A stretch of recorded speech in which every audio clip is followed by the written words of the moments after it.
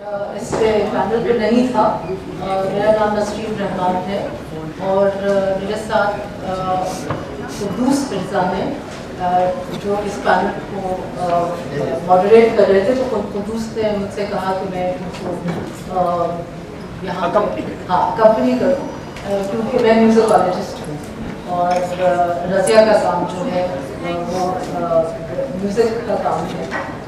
रज़िया सुल्तानोवा जो है ये एक बैनुल-अक़वामी सतह पे international level she is renowned musicologist and musician.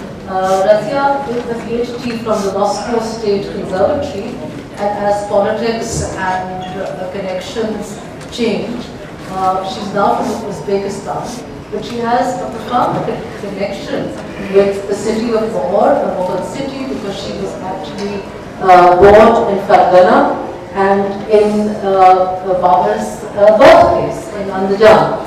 So I think without too much ado, what I'll do is I'll request Razia to sing and play for us.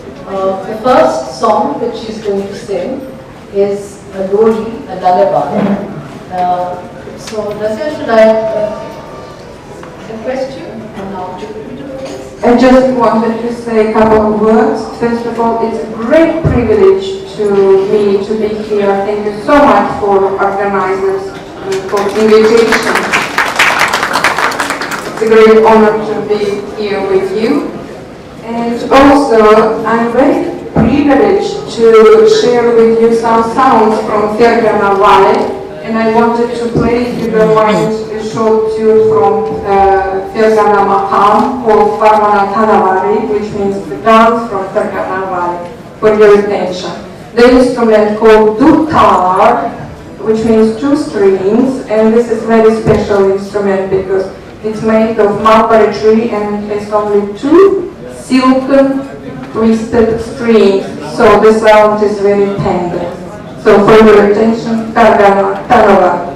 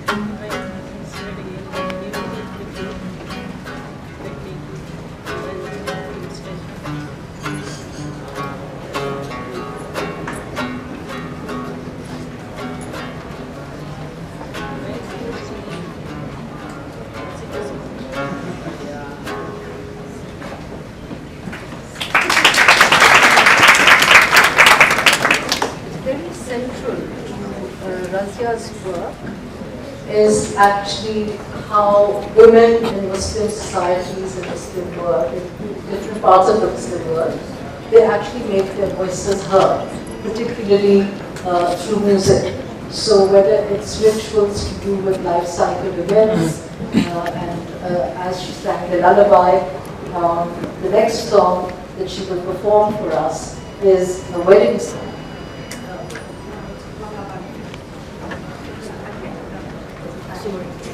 Sing it. I think you should give the mic. We couldn't hear. hear the last one. Yeah. Your mic is better. Not working. This one? Or maybe I'll just We can raise the volume of the mic. Do you want the volume raised? Yeah, you can hear the last one. I'm going to hold it for her while she sings. Yes. Yours is better. So I'm going to sing Lullaby, which is once again from Fergana Valley, and I'm very happy to share the Fergana authentic sounds of music with you lovely audience.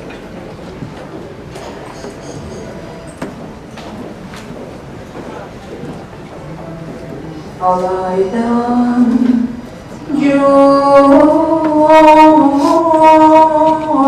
bolam Ukhla Khogin bolam Asal mesan Khan mesan Ahazan Mukhabat mesan Hazar mesan kant mesan Hazar muhabbat mesan Makhariyan çoğunda bolan Berinden kuvvet mesan Makhariyan çoğunda bolan Berinden kuvvet mesan Alaydan Allah Alaydan Allah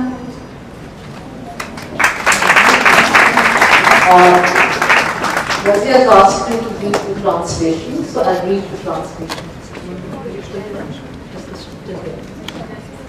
I'll sing a lullaby, sleep, my sweet child, grow up for my sake and happiness, my sweet lamb, Allah. Are you honey or sugar? Are you ghazal of love? When I get old, are you strength of my stature, Allah? Shall I give you the moon, or shall I pick up flowers for you, or wandering around you, shall I blow as the wind, Allah? The second song, the wedding song. Before we move into the wedding song, I should confess that I'm extremely proud that I, as an academic, as a musicologist, I had the chance to work on female repertoire. Gender issue is so important these days for us, for scholars, because as you know, female performance in general in Muslim countries was prohibited for a long time, and only now, looking back to the history, we can see that actually, yes, many tunes or just female performances in fact was prohibited. However, there is a female repertoire, which means women, you have to, get around with the female tunes and female songs. And as a scholar, I spent 20 years in doing my field work collecting this rare, now disappearing repertoire, and I'm very happy to share some of these songs and tunes with you.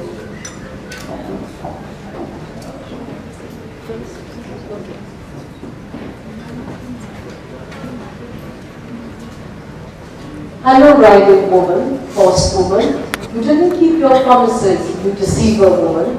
A foal is in the meadow and thinks he's already a horse. At home, the new bride is crying, saying she is a stranger here. Don't cry, girl, don't cry, girl, it's your wedding. The golden threshold of the house is yours. In the sky there are stars, they say you are the 8 stars. The 8-star girls have come. You will be the head of the 8 girls. As sight in the garden, we will be like open flowers. In the middle of the garden, there is a fig tree. Under the tree, there is a golden chest. Let the hinges of the chest not be broken.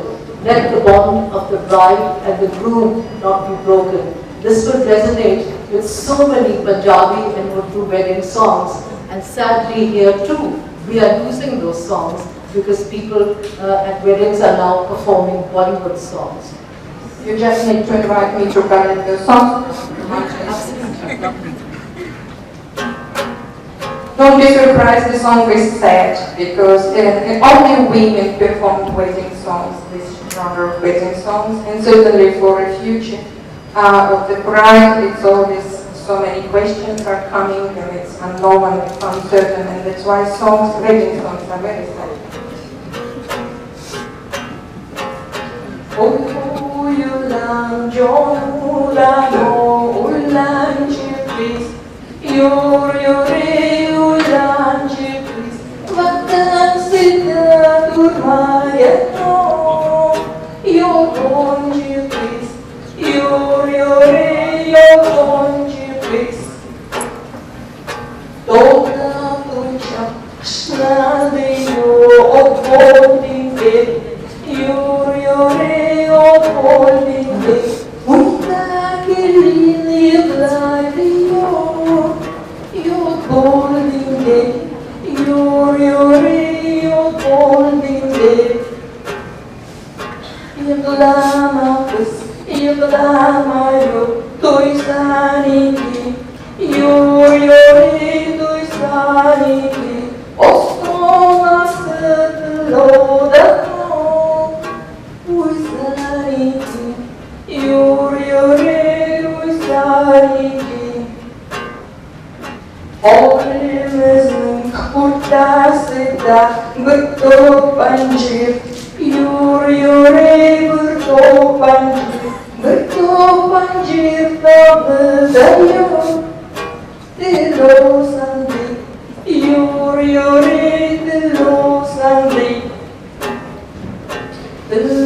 sandi, simlari yok üzülmezsin, yore üzülmezsin, kilin kıyıp da veriyor, üzülmezsin, yore üzülmezsin, yore üzülmezsin. Thank you. Thank you, Razia. In the book, Razia actually describes the song, and she asks this, makes a statement and then asks the question. What first draws our attention is a record of hidden symbols in lyrics of the song. Why are the words and phrases threshold, house, 8 stars so widely used here? What is their origin? What do they mean? So I'd like to request the people in the audience that at the end of the session, think of all the songs, the wedding songs that you can think of, Hari Hari Churiya, other symbols that come in wedding songs, and get in touch with Razia so that she can connect with our songs and music as well. The next song that she wants to present to us is a Sufi song, and it's by the poet Mashra, and it's in the 6th maqam, which is called the Shash maqam. And maqams are like ragas, so they're melodic modes. So would you like to say a little bit about the melodic? So it's a Sufi tune, Sufi song on the poetry of Mashra, which was a Sufi poet of the 16th century.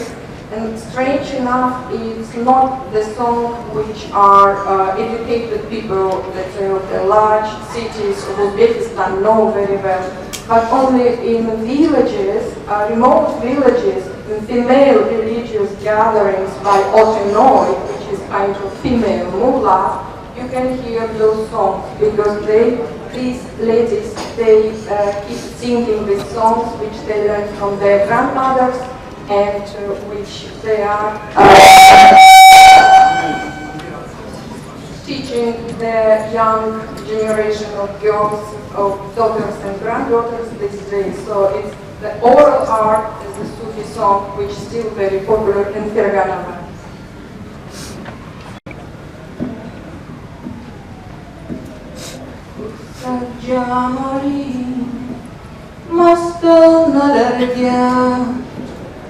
عشقی دفویگم جانو نرگم Maşraf saniyede geçti candan, boşun kuydu ostanlarga.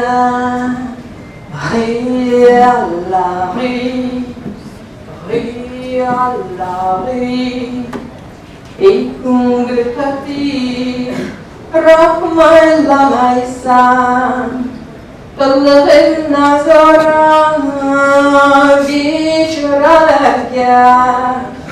Uygan harman şafqatlığı kuyundan yürgen devlarga. Maşrab sanide geçti cahanda, boşun kuydu ostanlarga. Hey Allah'ı, hey Allah'ı, hey Allah'ı, hey Allah'ı.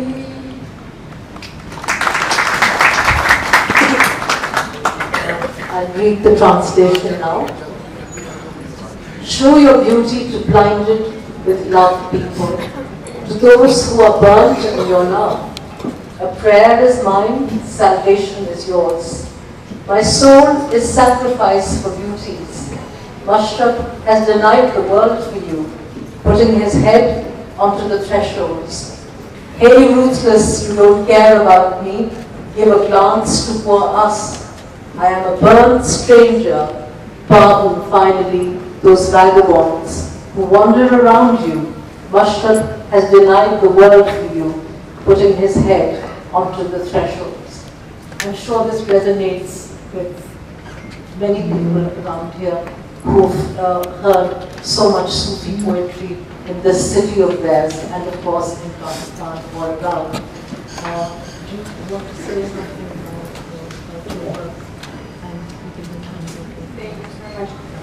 Thank you very much. Strange thing about this Sufi repertoire that during the Soviet time, for more than 70 years, as you know, all religious repertoire was forbidden to perform, and Soviet Union and Central Asia particularly was the area of the world where all religions were banned and all people supposed to be atheists. But when you go to these remote villages, and actually 2/3 of Central Asian population lives there, you can find traces of this medieval, rare Sufi heritage, which people still perform and know very well up to these days. But to finish on the light note, I wanted to play for you a very short female tune, which exists only in female repertoire on guitar, and it's called Chetna, so it's a dancing tune. Very short.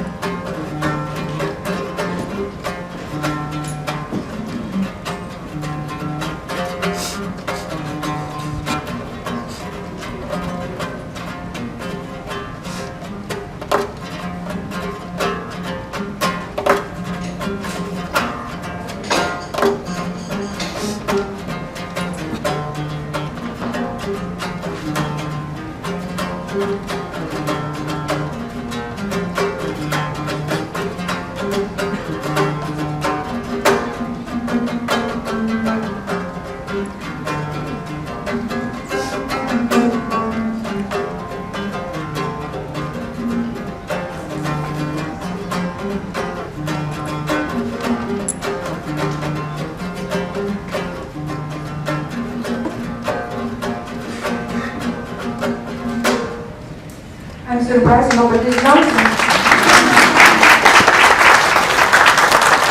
Thank you very much. Now the session was about voices. So voices, of course, are not just either the spoken or the sung word or music.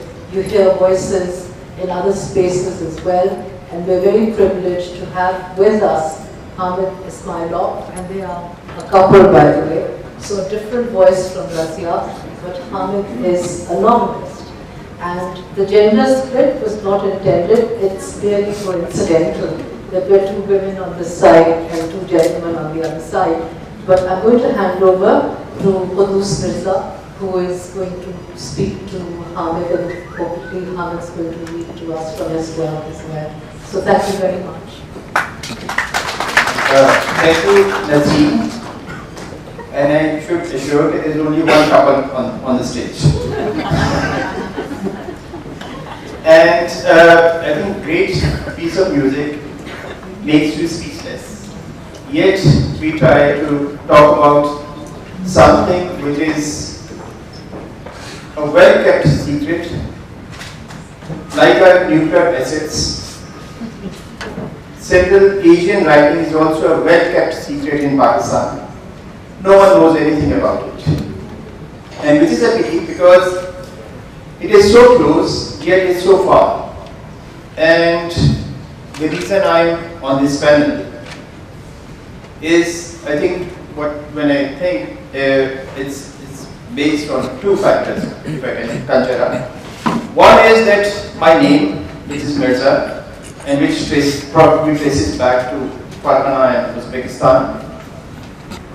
And the other is that probably I'm the very few, or maybe the only one, who has read Hamid Ismailov, and it was a love at first sight, because I remember spotting his book Railway in a bookshop. I didn't know anything about the writer or Uzbek literature or Central Asian literature, but there was an introduction which says, imagine Marquez's 100 years of solitude on the empty plains of Central Asia, bold and inventive. And I think when I read it, I thought the introduction was not enough, because that book really changed the way I perceived literature from Central Asia, and then I was fortunate enough to find other books as well. For me, I feel that probably it's a coincidence. As I think most of us know that first this session was going to be held in another venue at Torrington, but I don't know why, but I think for a better cause, they shifted over here. And when I'm sitting here, I can see myself and you also reflected on the top, on our ceiling, and fragmented. And when I read this book, this was also with multiple narratives. And there is no single voice, there is no single narrative, and various voices, various narratives come and they join. And I think this was something which makes you read the book again and again, because you can approach the story from wherever you like. And I should introduce Hamid Ismailov, and I think I have a great respect for him. Hamid Ismailov writes in Russian and Uzbek, a novelist and a poet, and like many writers and intellectuals from various parts of the world, he also lives in exile. He lives and works in UK, living in London and working in BBC. And I would like to ask something which we don't really know. What do you think, what are the connecting themes or links or structures in the Central Asian writing or Central Asian literature? We can, I think it would be interesting if you can share with us the literature which was before like independence, like in Soviet era, and the literature which is contemporary. Thank you. Thank you very much for your for the festival, first of all, for invitation and for the audience, wonderful audience in front of us. Just to give the context of Central Asia, you might know, so I'm sorry if I'm saying sort of already known things, but like many places in Asia, Central Asia is a place where different cultures meet each other. In particular, the nomadic Turkic culture meets the sedentary Persian and local Turkic culture as well. So it's a mixture of two kind of civilizations. On one hand, the Eastern Asia meets the Western Asia. And it gives lots of perspectives for storytelling, because lots of traditions of storytelling. I'll give you two examples of sedentary culture, of settled culture of Samarkand and Bukhara, which is very close to your culture of Ghalib, of Iqbal, Ghazal culture, yeah, the kind of Persian millennial-old culture. So this culture, for example, many of us know that, for example, so-called Arabian Nights, they were told for the for the Shah of Samarkand, for Shahryar, who was the Shah of Samarkand, and another, his brother was the Shah of Hindustan. So basically we are playing quite a big role, both you and us were playing big role in all this culture of Arabian Nights. On the other hand, I'll tell you, maybe not many of you know that the biggest epic in the world is the Central Asian, the Kyrgyz epic Manas, which consists of 500,000 verses. It's much bigger, twice as big as Mahabharata. It's bigger than Iliad and Odyssey taken together. It's bigger than Kalevala, and so on and so forth. Just to tell this story, you need maybe several years, in order to tell this story. And it was written up during the Soviet time, so they published it in several volumes, just the sort of, just the outline of the story. So you've got different cultures and different storytelling techniques. As Razia was saying, on one hand you've got the culture of Ghazal and Persian culture, and what should I say, the blossom of the culture comes with the sort of injection of other culture. The first blossom of, for example, of my culture, of Uzbek culture, was during the meeting with the Persian culture. Babur's time, Navai's time, when Ghazal was flourishing, and I can recite hours and hours of Ghazals which you will recognize, just by the sort of common words. For example, Babur's Ghazal, Yo Pashan Yanglıq İgilgen Kuz Yaşın Mınıddi, Yo Yaşın Yanglıq İgilgen Cismuzarım Numudi. So you immediately recognize the music and the tone and the sort of, makeup of these things.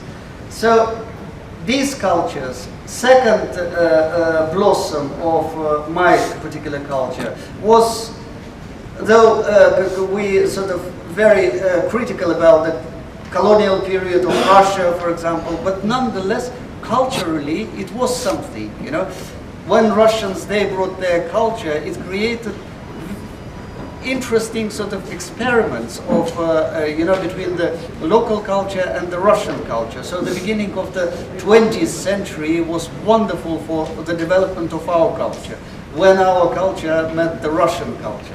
Now there is another stage when our culture is meeting the world culture. We are traveling, Uzbek writers are traveling by default, by reason. So some of them, they are coming to the festivals, they are meeting other cultures, like for example, subcontinental culture. So it influences what we are writing, what we are doing. But as I'm saying, all of us, we live on the heritage, on the wonderful heritage, which is created by different cultures, and we have to appreciate these founding cultures of us, I think. Thank you. And I think I should give the due respect or credit to Soviet era, because I remember during that time we used to get books translated in Urdu, printed by People's Publishing House, and I remember reading Rasul Hamzatov and Tengiz Atamov and Abu Bakr Abdul Rahman, Askar Mukhtar, all these writers from Uzbekistan, from Kyrgyzstan, and from I don't know where Rasul Hamzatov is. He's from Dagestan. Dagestan. So I think when I was reading these books, and I was really shocked that those works were different from the straightforward, prescribed, state-regimented, social realist literature.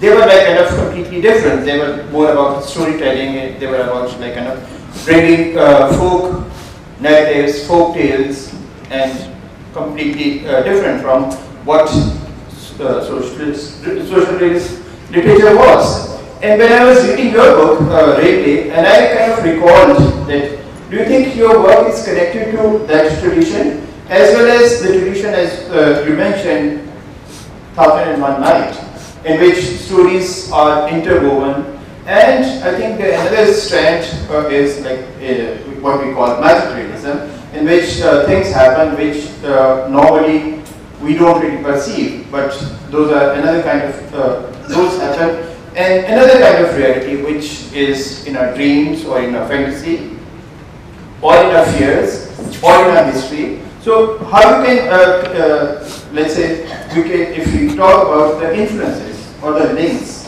what are the influences or the links with your writing? I try to write every single book differently. You know, if I start to feel that I'm repeating myself, I immediately stop and tear apart what I've written. I've done it with The Underground, for example. I wrote 60 odd pages, and I decided not to continue because I started to feel that I'm repeating myself. Particularly with the railway. You know, the problem is that in many cultures until now, there is a sort of, conventional kind of literature. For example, during the Soviet time, every national literature was writing its own sort of ghetto. For example, in Uzbek literature, you would never meet any Russian, any Jew, any Korean, or whatever. In Russian literature, you might have sort of met one Jew, one Ukrainian, and one Tatar, possibly. But they were purely sort of ghetto literature, whereas reality, our reality, was completely different. I'm finding it with the contemporary English writing, for example. Read even Kazuo Ishiguro, for example. You can't find any sort of, Bangladeshi or, Uzbek or whatever. All of them, they are English people. Whereas the reality which he lives, I live there in London, is completely different. So my challenge was, for the first time, to write the proper Soviet literature, Whereas in our kindergarten, we're in the army, we're in the, even in the cemeteries, we were all together, all of us, we were together. And for the first time, I tried to give the voice to all these unheard people. So that was my challenge, and that was my, sort of, my task.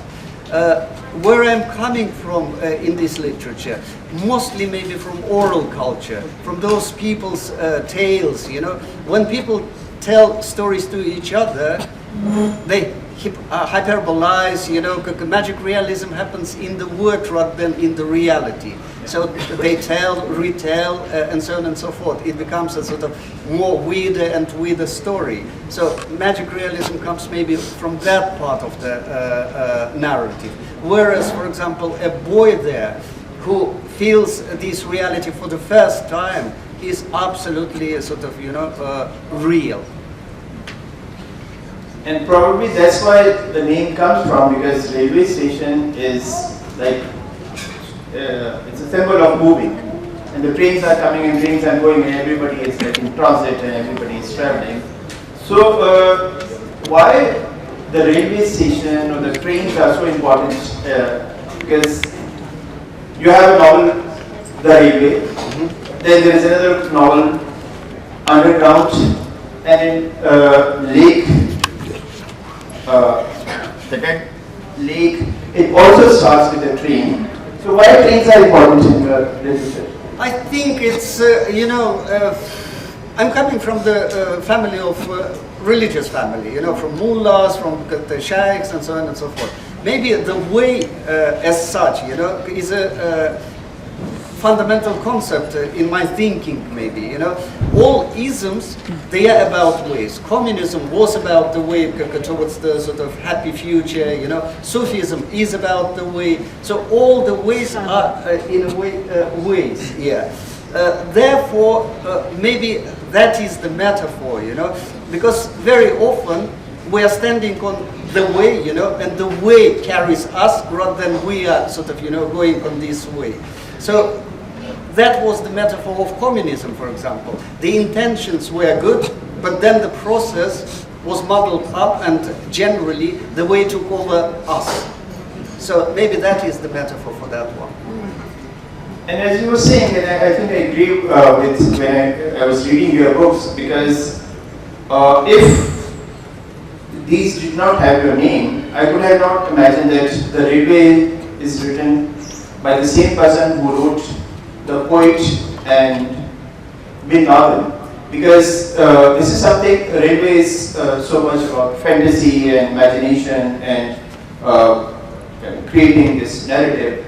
Whereas a poet and Bin Laden is more like a reportage and a story with kind of factual thing. So how come you became interested in this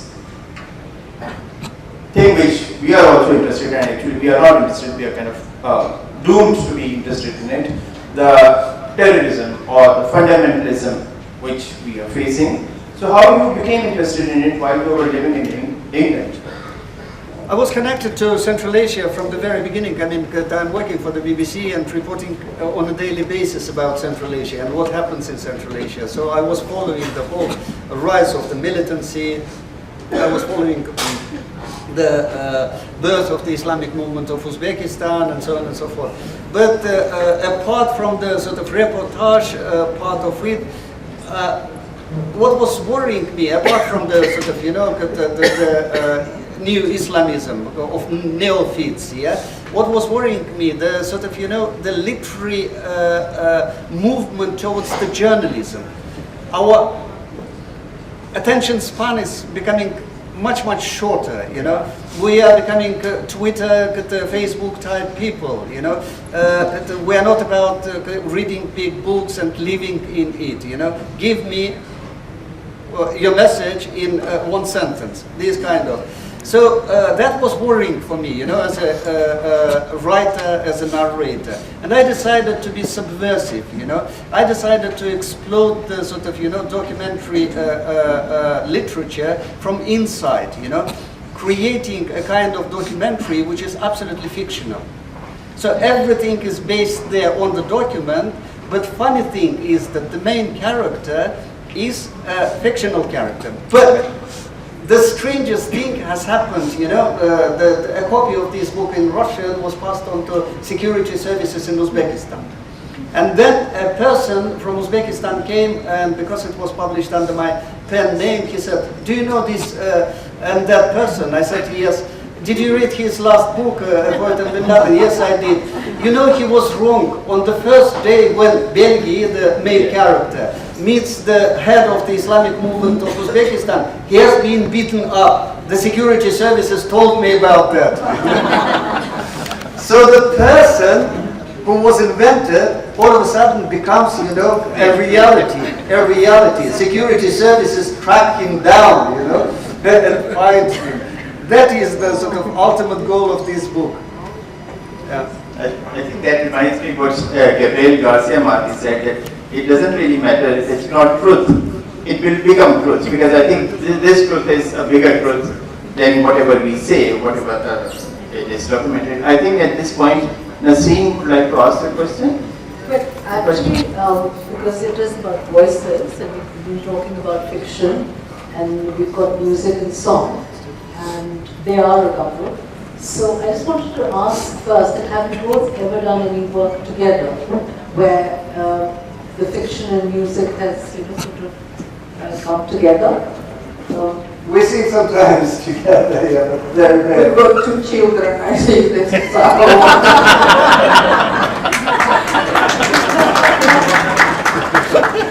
You said you sing together. Yes, sometimes, yes. Sometimes, yeah.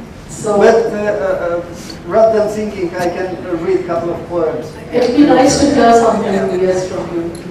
One, I was telling you about the traditional style, Ghazal style of poetry. Even when we translate poetry from French or from European languages, or from different languages, we turn it into Ghazal. For example, the famous poem by Verlaine, Los Anglo-Long de Violon de l'Automne. So this poem, I translated it to Uzbek in such manner. Ahuf van rejek simon küskünleri, dil ortanar göya sonar saz onları. Yerge bırak sarar titrak saat bange, son sak yaş dökkende yaş umrun tange. Şu derhal soğuk şamal, meni pullar, undanlar, çeng singere, hazan birler. And the second poem is in a traditional bardic way, which is a nomadic tradition of Central Asia.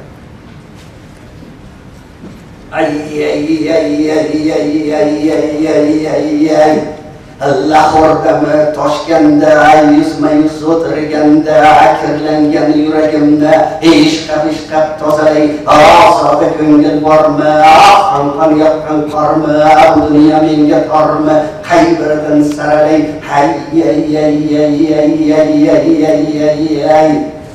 Tunlarning tayini yo'q, tunlarning tiyini yo'q, pullarning qiyini yo'q, so'zlarning qiyini yo'q, bunlarning sayini yo'q, yo'qsa yor saralay,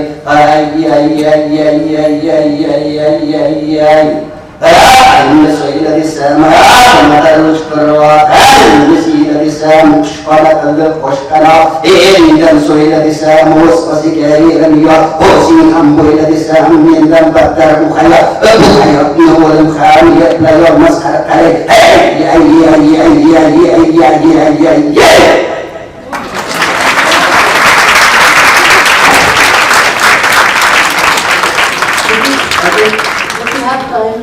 Tell us something about the recitation style. Yeah. Just tell us a little bit about the recitation. The first one was in the traditional Ghazal manner, which is very melodic, which is very tonic. But the second one comes from the nomadic traditions, from the bardic tradition, when they sing kind of throat songs. Which is much harsher. The imagery is very tough, mostly everything happens horizontally, not with God and with people, but between people. Yes, because in nomadic culture you rely more on people than, yes, though it's blasphemy to say in a way, but here I'm talking about nomadic culture, which is like that. Their perception is like that, not very Islamic when you compare to sedentary cultures of Tajiks and Uzbeks. So there are these two strands of culture in Central Asia. And you write in Uzbek and you write in Russian as well. I haven't read any Uzbek translation in English, but do you think it's easy to kind of write in both languages, or there are kind of a different kind of issues or stories or narratives which you want to do in? It's completely different. The structure of language dictates you what you are writing, because Uzbek language is completely different to Russian language. In Uzbek, you've got subject, object, verb. Until you set the sentence, you don't know whether it's a question, whether it's an exclamation, whether it's an admission, you don't know. Unless you are patient and listen to the very end, By the end, you recognize what the sentence is about, you know. So it's a kind of totalitarian language. So you have to know the total sentence before making sense of it. Whereas Russian is completely different. It's like English. You can put verb in the beginning, you can put verb in the middle, so you can play with it as you wish. And therefore, the sort of bricks which you are building with are completely different. And the understanding of the world is completely different. And you live in England, but I suppose your works are available in Uzbekistan or in Russia, or are they banned? In Uzbekistan they are banned, but now it doesn't make any sense with the internet. Yeah, people can easily. I publish usually on the Facebook or on my website, so people can easily read.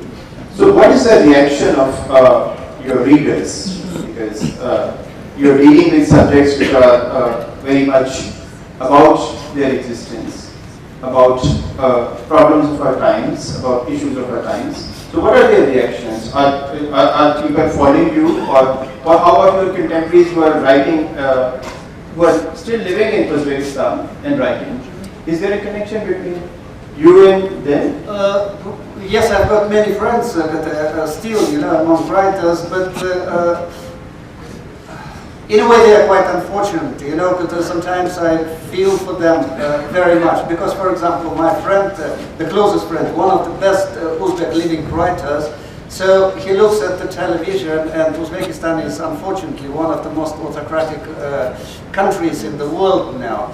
He looks at the television and he starts to curse, you know, what he sees in the morning. Yeah, he says, again, Uzbekistan, Deceivistan, Liarstan, you know. So he mutters all kind of sort of, you know, curses, and then he puts his tie and goes to his office, you know, to his work. So what are you going to do? Please convey your friend that all stans are the same. So I think now we come to another performance by Razia. And if we have time, we have a brief question and answer session, but no statements session, please.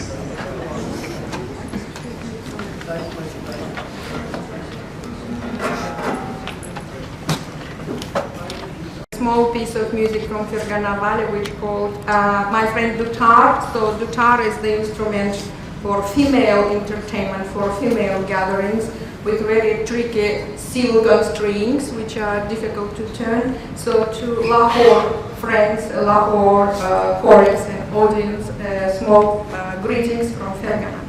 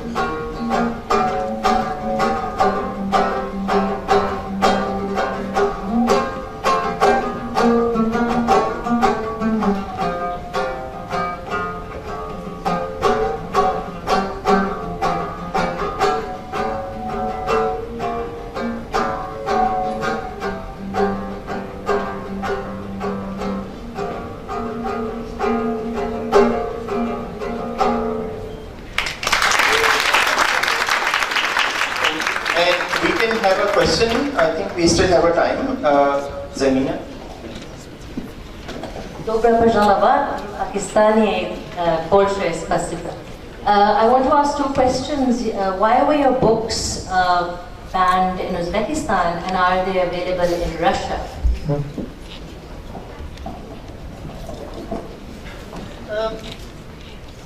Unless you consider, for example, a poet and Bin Laden as a political book, yes, others are not very political. You know, they are, as Sinyavsky once said, maybe my differences with the current regime are aesthetical one. You know, the problem is when you are, as a writer, deconstructing reality, you are breaking lots of myths and lots of lies which are around, you know, which the propaganda builds, you know, the propaganda makes up. So maybe that is why any writing, you know, honest writing is subversive by its nature, I think.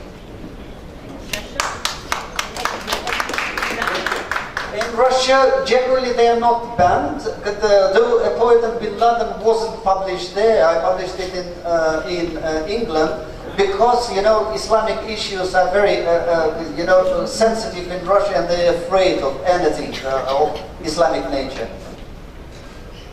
Any other questions?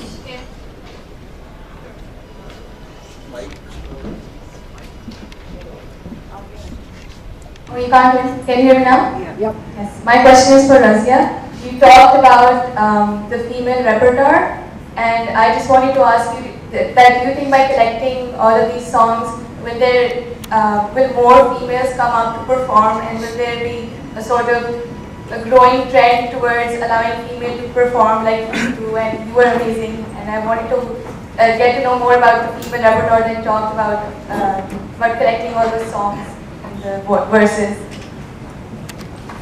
Sorry, I just heard part of your question because of that microphone connection. If I understood you right, how these songs survived and how I collected them. And do you think that will help more female performers to come forward? It will certainly help to preserve the culture. I think our scholarly task, and I'm an academic, is to collect these tiny, precious bits of culture, you know, to put it all together, to publish books, because the new generation, the young girls and young women and middle-aged women, female readers should know how we are rich in cultural sense, because it's not, you know, it's not obvious that female communities in Uzbekistan or probably in Pakistan, they perform very precious female repertoire, songs and tunes and everything, which they do perform to each other.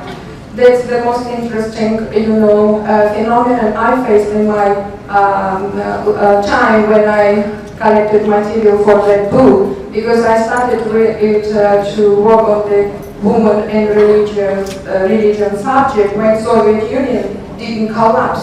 So we all stayed, you know, were fixed as atheists, and religion was not an issue to be published or to be talked about, to announce, you know, and that was very difficult to me to understand how did it happen, such rich heritage, Sufi heritage, which according to the Soviet account was not existing anymore, has survived in the area in such extent and such variety and rich, you know, collection.